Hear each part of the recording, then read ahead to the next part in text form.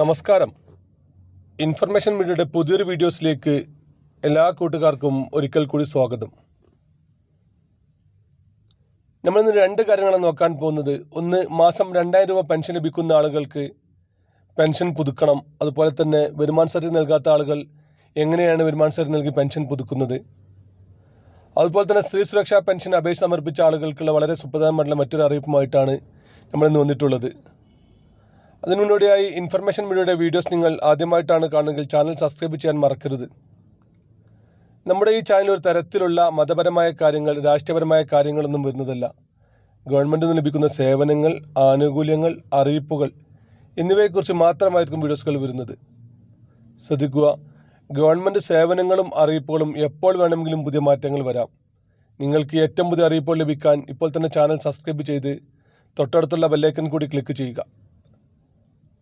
ആയി നമ്മൾ നോക്കാൻ പോകുന്നത് മാസം 2000 രൂപ ലഭിക്കുന്ന പെൻഷനെ കുറിച്ചാണ്. നമുക്കറിയാം, പെൻഷൻ ലഭിക്കുന്ന ആളുകൾ നിർബന്ധമായും ചെയ്യേണ്ട കാര്യമാണ് വരുമാന സർട്ടിഫിക്കറ്റ് നൽകുക എന്നുള്ളത്. അത് എല്ലാ വർഷമോ എല്ലാ മാസമോ നൽകേണ്ട ആവശ്യമില്ല. പെൻഷൻ അപേക്ഷ സമർപ്പിച്ച സമയത്ത് നൽകാത്ത ആളുകൾ മാത്രമാണ് വരുമാന സർട്ടിഫിക്കറ്റ് നൽകേണ്ടത്.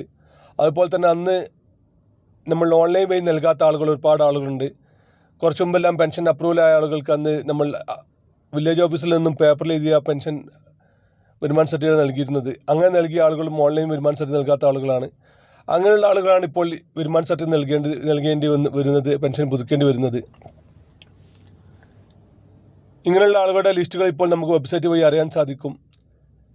സേവന വെബ്സൈറ്റ് വഴി നമുക്ക് നോക്കിക്കഴിഞ്ഞാൽ നമ്മുടെ പെൻഷൻ സംബന്ധമായിട്ട് എല്ലാ കാര്യങ്ങളും അറിയാൻ സാധിക്കും.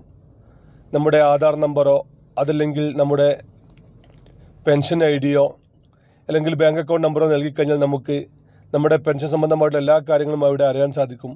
മസ്റ്ററിങ് ചെയ്ത ആളുകളാണെങ്കിൽ അതിൻ്റെ ഡീറ്റെയിൽസ്, അതുപോലെ തന്നെ നമ്മുടെ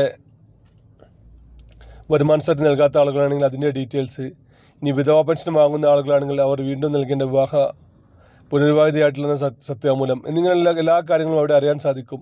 ഇതിൻ്റെ ലിങ്ക് ആവശ്യമുള്ളവർ ലിങ്ക് നൽകി കഴിഞ്ഞാൽ നമുക്ക് ലിങ്ക് കമൻറ്റ് ചെയ്യുന്നതാണ്. ലിങ്കിൽ ക്ലിക്ക് ചെയ്ത് കഴിഞ്ഞ് നിങ്ങളുടെ ആധാർ നമ്പറോ അതല്ലെങ്കിൽ പെൻഷൻ ഐഡിയോ അതുമല്ലെങ്കിൽ ബാങ്ക് അക്കൗണ്ട് നമ്പർ അതിൽ ഏതെങ്കിലും നൽകിക്കഴിഞ്ഞാൽ നിങ്ങളുടെ എല്ലാ ഡീറ്റെയിൽസുകളും അവിടെ അറിയാൻ സാധിക്കുന്നതാണ്. ഇനി നമ്മൾ നോക്കാൻ പോകുന്നത് സ്ത്രീ സുരക്ഷാ പെൻഷൻ അപേക്ഷ സമർപ്പിച്ച ആളുകൾക്കാണ്. അപേക്ഷ സമർപ്പിച്ചപ്പോൾ ഒരുപാട് ആളുകൾ തെറ്റുകൾ കടന്നുകൂടിയിരുന്നു. നമുക്കറിയാം, നമ്മൾ സ്വന്തമായിട്ട് അപേക്ഷിച്ച ആളുകളുണ്ട്, അക്ഷയ ഓൺലൈൻ സെൻറ്ററുകൾ വഴി അപേക്ഷ സമർപ്പിച്ച ആളുകളുണ്ട്. ഇങ്ങനെയുള്ള ആളുകൾക്കെല്ലാം ഇപ്പോൾ അതിൽ എഡിറ്റ് ചെയ്യാനുള്ള ഒരു ഓപ്ഷൻ വന്നിട്ടുണ്ട്. നമ്മൾ കൊടുത്ത ബാങ്ക് അക്കൗണ്ട് മാറ്റാൻ സാധിക്കും.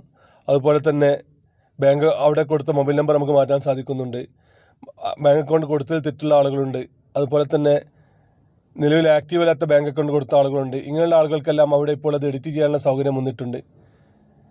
നിങ്ങൾ ഏത് ഓഫീസിലേക്കാണ് അപേക്ഷ സമർപ്പിച്ചത്, പഞ്ചായത്ത്, മുനിസിപ്പാലിറ്റി, കോർപ്പറേഷനിലെ ഏത് ഓഫീസിലേക്കാണ് നിങ്ങൾ അപേക്ഷ സമർപ്പിച്ചത്, അവിടുത്തെ സെക്രട്ടറിയുമായി ബന്ധപ്പെട്ട് കഴിഞ്ഞാൽ നിങ്ങളുടെ അപേക്ഷയിലെ എല്ലാ തെറ്റുകളും ഇപ്പോൾ തിരുത്താൻ സാധിക്കുന്നുണ്ട്.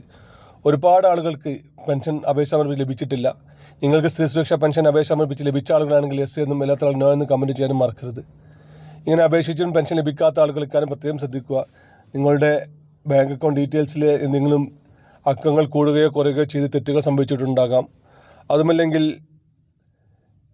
ആക്റ്റീവ് അല്ലാത്ത ബാങ്ക് അക്കൗണ്ട് കൊടുത്ത ആളുകളുണ്ടാവാം. ഇങ്ങനെ എന്ത് തെറ്റുകളുണ്ടെങ്കിലും നിങ്ങൾക്കിപ്പോൾ അത് തിരുത്താനുള്ള അവസരം വന്നിട്ടുണ്ട്. ഈ ഒരു അവസരം പരമാവധി പ്രയോജനപ്പെടുത്തുക.